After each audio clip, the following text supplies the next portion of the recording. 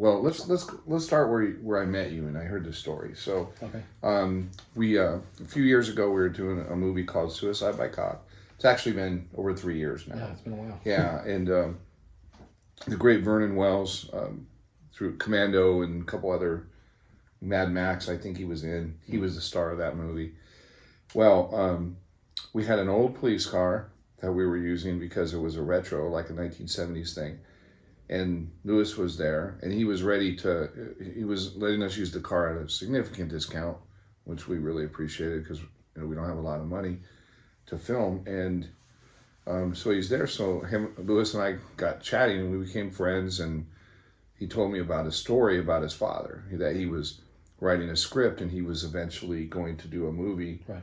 And it really, hit my heart because, one, we're a military family, so I highly respect the military, and his dad just sounded like a true warrior. I mean, an unbelievable person. So I'm gonna let you explain, talk about your dad and his endeavors, and he started off and everything you can remember. Yeah. Well, when I first met you, he had just passed away, so it's kind of fresh in my mind. Like you're going through all the stories he tells. It's like you're trying to remember them because, like, that's one thing I tell people. Like, right now, if you have your parents still alive, listen to their stories, write them down, videotape, whatever you got to do, because you're going to hear those stories and you're going to try to remember them. You're not going to be able to remember them. So I started doing the research on the stuff he was saying. Like he went through 9 helicopter crashes.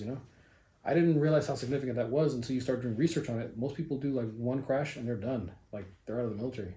He went through 9. He flew medevac, so he knew the danger he was going into. He always tells, his expected survival rate was 30 seconds. Once they hit the air, 30 seconds was how long they were expected to survive, So he had gone through 9 crashes and still went, and he was still going back, and it's like, it was crazy, like all the stuff he went through, he had a lot of trauma because there was an attack on the base at night, so they didn't know who they were shooting at. They shoot gunfire, they shoot back at the flashes.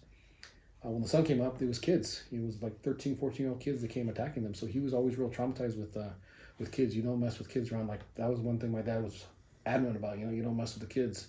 And they did foster care. They ended up adopting kids. So all those stories are kind of fresh in my mind. So I kind of wrote his story, like all the stuff I can remember him telling us. Me towards the end, me and him got a little close because he started saying I was doing bouncing, I was doing security work. That's what he used to do before he started doing Social Security and all that stuff. So kind of swapping tales back and forth. He was telling me one time that he was working at a club, and they put him on the celebrity duty. Basically he had to be the bodyguard for whatever celebrity showed up that night. But I think the manager kind of knew who it was, and they're kind of like giving him like a little joke, like, oh, who's this gonna be, So it was Hanoi Jane, and it being the famous Hanoi Jane. Famous Hanoi we all Jane, know who we're talking about here. Yeah. So if you don't know, she basically went to Vietnam, accused our soldiers of lying, even though they were. There's actually a video of the guy. He's sending Morse code saying he's being tortured. She sat on the guns they were shooting down the Americans, and laughed at it while she's sitting down there, like believing. Can't get that picture, that video out of my mind. Her on that tank, laughing while she's holding on that North Vietnamese tank, and then the Morse code. He actually handed her a piece of paper as she was walking down the line of the Vietnam veteran prisoners of war, calling them baby killers. Yeah.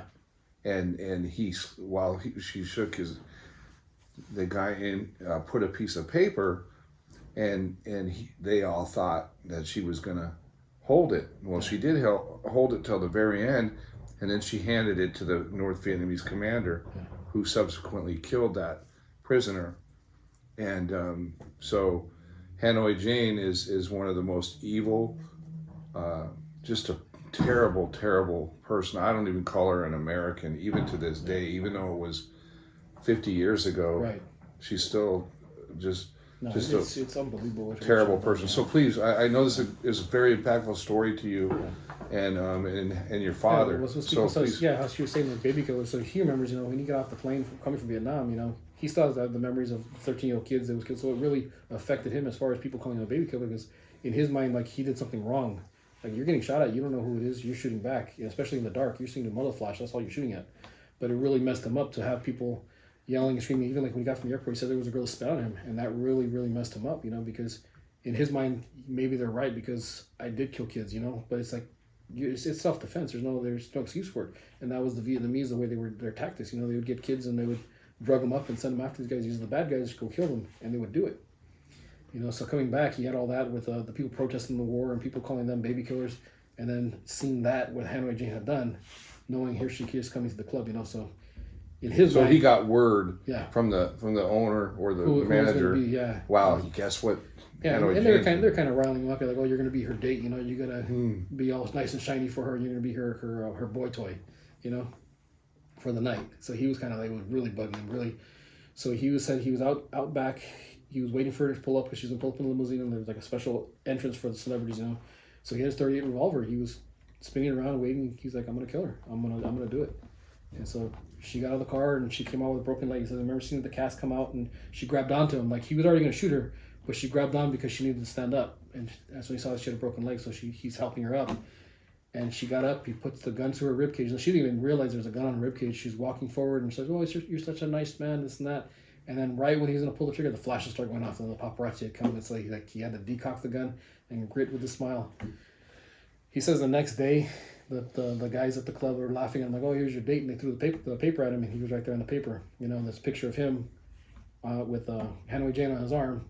He says, if you look really close, you can see his arm tucked under there with a .38. I'm trying to find that photo. I'm hoping I can find it somewhere, but I really want to see if I can get that .38, like see that picture of the gun underneath her ribcage, you know. But according to him, that's what he was ready to pull the trigger. But the only thing that stopped him was the camera flashes. If those camera flashes wouldn't have gone off, he probably would have pulled the trigger on her. It sounds like he might have hesitated for the human connection too, like when she grabbed on him. I think because, like I said, when people like your nature's to help people. Mm-hmm. So when someone grabs your arm, like I need help, I think that kind of snapped him out of it a little bit, and that's where it goes back to, you know, like it's just human nature to help people. And so, how many times did your dad tell you this story? Over the years, I probably heard it a good 30, 40 times, you know, like who never knows? Changed. Never changed. He's never like, oh, this. You're 100% sure. And then when I looked it up to, like after he passed away, I started looking into all his stories, you know, and yeah, sure enough, during that time period, she had a broken leg, you know, she would go out and she had a cast on her legs and stuff like that. So. And what club was this? Where was this at? The Mardi Gras. Yeah, there's a club called the Mardi Gras in downtown LA. I haven't really found any pictures of the Mardi Gras. I've looked for things, but I know it did exist at one time, you know. Mm-hmm. But yeah, because most of his stories, you talk about the Mardi Gras, the Red Onion right there where Crazy Girl used to be in West Covina.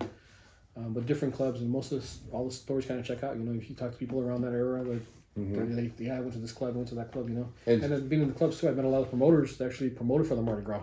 They're older guys, but they're still in the club scene, you know. And they promoted Mardi Gras. So. Did anybody else know that he was going to kill her? I don't think anybody knew he was going to kill her. They were doing security. You know, his best friend Big Al.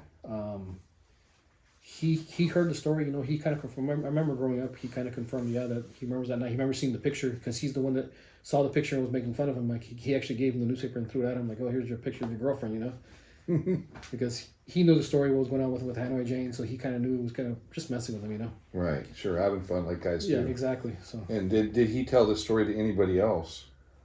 I would assume probably his friends that he had. You know, he had a lot of friends from Vietnam, but a lot of them. They started doing mercenary work where they were going back and getting the PODs. And actually, his last, I remember there was a guy. He came back and he wanted my dad flew medevac, so they wanted people with helicopter experience because they were going in to get the POWs. There were still a lot of POWs that were still left even after the war. They had to go back and get them. You know, they were going to pay him $250,000 to go back one more mission to help them out with the helicopter, fly in there and fly out. It was real simple. And like the Rambo thing. Pretty much the Rambo thing. Yeah, they were hiring Vietnam vets to do it, and he turned it down. And that was the last we heard of that guy. So they might not have made it out alive. You know? Wow. Yeah. Wow. And did you ever see that revolver that he had? Yeah, the .38 special. Yeah, yeah, he did have that .38. That was his prize. He won it actually in Vietnam. There was like a shooting competition on the base, and he won it for a shooting competition. Oh wow. Yeah. So it was kind of one of his prized possessions. Yeah. And when he tell the story, did it require drinking or did he tell it nonchalantly? No, actually, my dad, when I was alive, he never drank. Okay. Like, yeah, he said, you know, back before he was a drink, he would smoke weed. He became a Christian. Once he became a Christian, he stopped all that. You know, he just completely went for the Lord. When he talked about what he was going to do to Hanoi Jane, what would prompt that story? You know what? I think that one was more when we're talking with say a friend that came by, you hadn't seen in years, and they're talking about the times when they were working at the clubs and different. Most of my dad's friends were all from bouncers from back in the day, you know, like so you wouldn't see them for years, and all of a sudden they show up and like, oh, and they start reminiscing, you know. So it wasn't like, oh, just out of nowhere he started telling that story. It was always someone brought it up or something would happen. Oh, so you might have been seated. He's telling somebody else or telling the group, and you're there. Or even like he liked to watch a lot of those PBS specials on the Vietnam War, and he'd say, "Oh, this wasn't right," and then, like, this, you know, that was over here, and they got this messed up, you know. And then he'd start talking, and if they show Hanoi Jane, then he'd really go off on her, like really would set him off. Yeah, I think that would, when he'd see her, I think that would probably set him off, and he'd start talking about like should have got her, you know. Like, so he did wish that he followed through with that. I think so. Even though he was a Christian man, I think he so. felt maybe justice would have been that better he did what he did. Yeah. Better. Yeah. Yeah. Yeah. I think it played with him a lot throughout the years, you know. So he did wish he did it. That's very interesting. Yeah. And when's the last time he told you the story? You know what? The last time was probably at least 10 years before he passed away. You know, it wasn't something he would bring up. He'd bring up other things, you know, and then